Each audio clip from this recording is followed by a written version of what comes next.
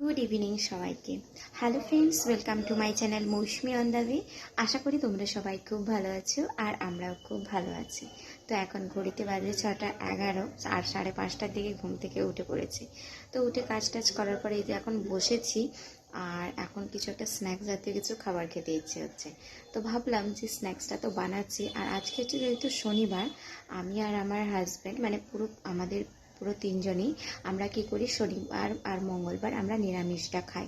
তো আজকে ভাবলাম আমার কাছে কর্ন ছিল, তো ভাবলাম যে একটা রেসিপি বানানো যাক। আর খুব খিদেও লাগে, সন্ধেবেলা দেখবে একটু চটপটা জিনিস খেতেই ভালো লাগে, তাই না? আর এতদিন আমি তোমাদেরকে ভিডিও দিচ্ছিলাম না, মানে এতটা লেজি হয়ে গেছি না এখানে, ভীষণ লেজি। আর যেহেতু আবার নতুনভাবে আবার পড়াশোনায় যুক্ত হচ্ছি, তো সেই জন্য একটু বেশি ব্যস্ত ছিলাম। তো যাই হোক, এবার থেকে আশা করি কন্টিনিউ তোমাদের সঙ্গে ভিডিও শেয়ার করতে পারবো। তো দেখো, আমি কিন্তু অলরেডি এখানে গরম জলটা চাপিয়ে দিয়েছি। এখন কিন্তু এই যে নুনটা দিয়ে দিচ্ছি। তোমরা নুনের কালার দেখে ভাববে যে এটা কী নুন দিয়ে দিচ্ছি, অ্যাকচুয়ালি এটা হচ্ছে রক সল্ট, টাটার রক সল্ট। আমরা এখন আর এই সাদা নুনটা খাই না, রক সল্টটাই খাই। তো ভাবলাম চলো এবারে এতে মিষ্টি ভুট্টা, এটা কর্ন ভুট্টা, মানে ইংলিশে তো কর্ন বলে।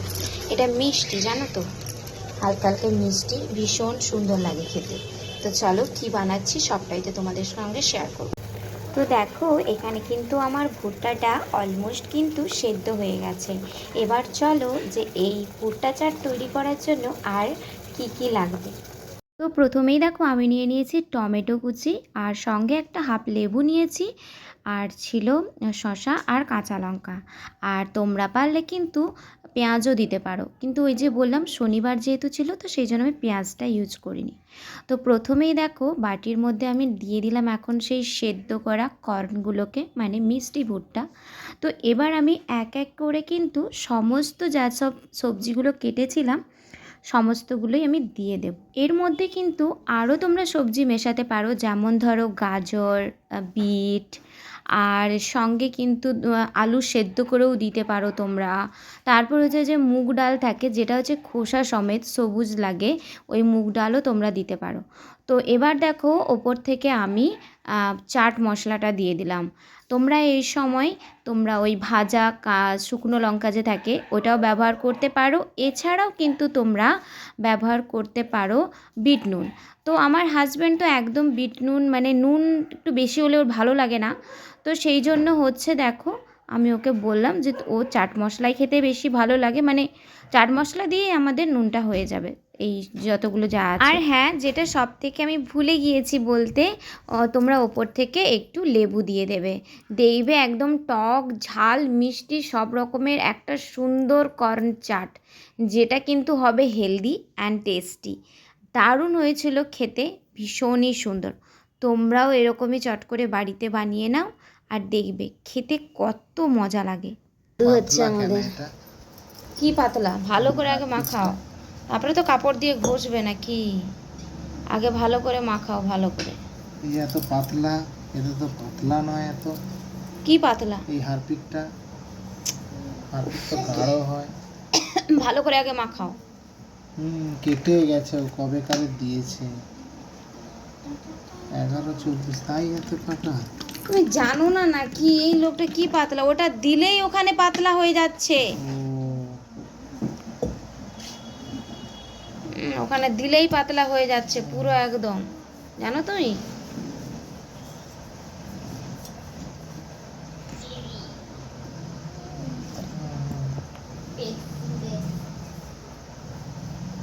ভালো করে মাখাও আগে, পুরো এটা পাতলা করে দিচ্ছে না।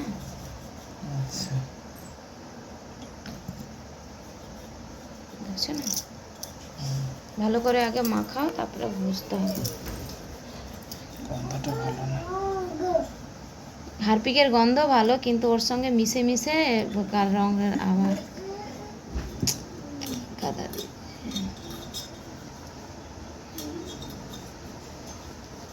সহজেই কিন্তু বাড়িতে এইভাবে ছাড়ানো যায়, পুরো নতুন হয়ে যাবে জানো।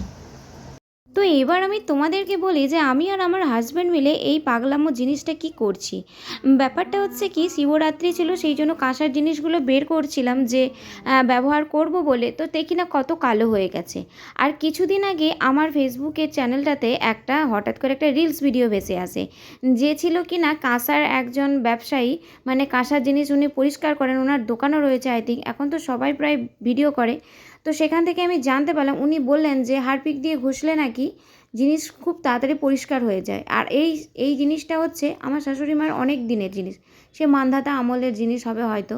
তো সেই জিনিসটাকে পরিষ্কার করতে বসেছি, তো ওনার কাছ থেকেই নিয়ে এসেছিলাম ঘটিটা। উনি মাজা ঘষা করে করে না পরিষ্কার করতে পারেনি। তো যাই হোক, দেখো মোটামুটি পরিষ্কার হয়েছে, একেবারে ভালো করে হয়নি, কিন্তু ইনস্ট্যান্ট। কিন্তু যদি নতুন জিনিস কোনো কিছু থাকে কালো হয়ে গেছে, সেই জিনিসটা কিন্তু পুরো নতুনই হয়ে যায়। আর এটা যেহেতু অনেক দিনের জিনিস, তো সেই জন্য হচ্ছে দেখো মোটামুটি কিন্তু ভালোই কিন্তু পরিষ্কার হয়েছে, তাই না? তো চলো এক এক করে আমরা আরও কতটা কি পরিষ্কার করতে পারি দেখি। দেখো আমার কাছে একটা পুরনো গ্লাস রয়েছে, পুরনো গ্লাস না মানে নতুন গ্লাস, কিন্তু না ব্যবহার করে করে জিনিসটা একেবারে এই যে একটু কেমন দাগ দাগ হয়ে গেছে। তো চলো এটা আমি তোমাদেরকে নতুন পরিষ্কার করে দেখাচ্ছি। এই দেখো এখানে রয়েছে আমার কাছে হারপিক, এই হারপিক দিয়ে কিন্তু আমি জিনিসটা পরিষ্কার করব। আর হারপিকটা কিন্তু আমি নতুন কিনে এনেছি, কিন্তু এটা আমাদের আগে কোনো ব্যবহার করিনি, মানে বাথরুমে একেবারে দোকান থেকে নতুন কিনে এনে হারপিকটা ব্যবহার করছি। তোমরা ওই যে বাসন মাজার যে স্ক্রাব টাইপের যে হয়, ওটা দিয়েও তোমরা ঘষে নিতে পারো। ঘষো ঘষো, দেখো ও মাই গড, হ্যাঁ কি সুন্দর পরিষ্কার। ঘষো, এরকম করে ঘষলে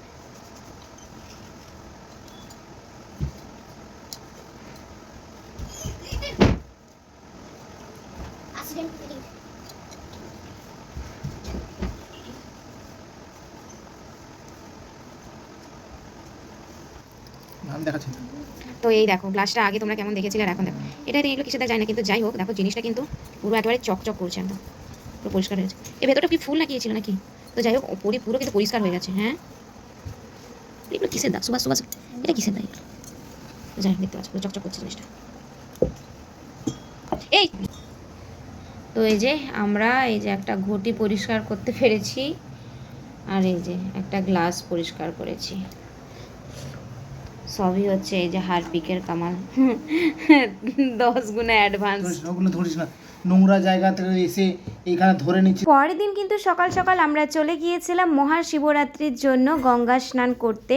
এটা আমার অনেক দিনের ইচ্ছে ছিল যে কোনো একটা বড় ওকেশনে আমি যেন গঙ্গা স্নান করতে যাই। আর এই সময় তো হচ্ছিল প্রয়াগরাজে, যে মানে এটা শেষ হয়ে গেছে এখন 144 বছর পরে অমৃত স্নান, যেটা হচ্ছে মহাকুম্ভে। তো অনেক ভিডিও দেখেছি যে বড় বড় মুনি ঋষিরা বলছেন, মানে যারা সাধু সন্ন্যাসী, ওনারা বলছেন যে মহাকুম্ভে যারা তোমরা কেউ আসতে পারোনি তারা কিন্তু অবশ্যই গঙ্গা গিয়ে স্নানটা করে নিলেও কিন্তু অমৃত স্নানটা হয়ে যাবে। তো সেই সব মহাশিবরাত্রির দিন সেই জন্য আমি চলে গিয়েছিলাম গঙ্গাতে স্নান করার জন্য, যেহেতু পুজো করব বাড়িতে। তো তোমাদেরকে একটা বিশেষ কথা জানাই, তো আমি যেহেতু সাঁওতাল, তোমরা ভাবতেই পারো যে আমি কেন মহাশিবরাত্রি করছি। মানুষের ইচ্ছে কি জানো তো, মনের ইচ্ছেটাই বড় ইচ্ছে। আর প্রত্যেকটা মানুষের শরীরেই ভগবান বাস করে থাকেন, ভগবান বলো, মারাম্বুরু বলো, আল্লাহ বলো। তো আমার কেন কি জানি ছোটোবেলা থেকে আমার এই উপবাস জিনিসটা ভীষণ করতে ভালো লাগে। আমি উপবাস করতে ভীষণ ভালোবাসি। আমি বড় বড় উপবাস করেছি, মানে কালী মায়ের উপবাস করেছি আই থিঙ্ক 3-4 বছর তো হবে, 5 বছর আই থিঙ্ক করেই নিয়েছি। আর সত্যি কথা বলতে আমি মহাশিবরাত্রির এমনি জল ঢালার জন্য উপোস করেছি, কিন্তু এই ফার্স্ট টাইম হচ্ছে মহাশিবরাত্রিতে আমি উপবাস করেছিলাম, যেটা আমার কিন্তু খুব সাকসেস হয়েছে, খুব ভালো হয়েছে। কোনো কিছু পাওয়ার জন্য না, আমার জাস্ট ভালো লাগে উপবাস করতে, আর কিছু না। তো এই যে গঙ্গা স্নান করার পরে এসে কিন্তু আমি পরে নিয়েছিলাম আলতা সিঁদুর, সমস্ত কিছুই নতুন নতুন। পুজো করতে তো মানে 4 প্রহরে পুজো করতে হবে। সত্যি কথা বলতে আমি 4 প্রহর পুজো মানে রাখতে পারিনি, কারণ শরীর আমার একটুকুনও সায় দেয়নি। আমি শুধুমাত্র প্রথম প্রহরেই আমি সমস্ত কাজ করেছি। আর আমার হাজব্যান্ডও আমার সঙ্গে বার রেখেছিল। আমি ভাবতে পারিনি যে জীবনে এমন একজনকে পাবো, সে মানে আমরা দুজনেই রেখেছিলাম উপবাস। তো মানে কি বলবো তোমাদেরকে, এর থেকে বড় পাওনা আর কী হয় মহাশিবরাত্রির দিনে, তাই না? তোমার স্বামীর জন্য তুমি রাখবে আর তোমার স্বামী তোমার জন্য রাখবে, তো এটাই হচ্ছে বিশাল বড় ব্যাপার। এখানে আমি তোমাদেরকে একটা হ্যাক্স দেখাচ্ছিলাম যে দেখো আলতা পরার পরে আমাদের দেখবে সাদা শাড়ি পরার পরে সেটা না মানে লাল লাল দাগ লেগে যায় আলতার। তোমরা চেষ্টা করবে আলতা পরার পরে এরকম সর্ষের তেল মেখে নিলে কি হবে, কোথাও দাগ লাগবে না, মানে শাড়ি টাড়ি যে কোনো জায়গায় মানে সাদা জিনিসে তো একদম দাগই লাগবে না। তো যাই হোক খুব খুব ভালোভাবেই কিন্তু আমি আমার মহাশিবরাত্রিটা পালন করেছি। তো যাই হোক আজকের ভিডিওটা আমার এই পর্যন্ত, দেখা হচ্ছে আমার নেক্সট ভিডিওতে খুব তাড়াতাড়ি। তো চলো সবাইকে এখন জানাই টাটা।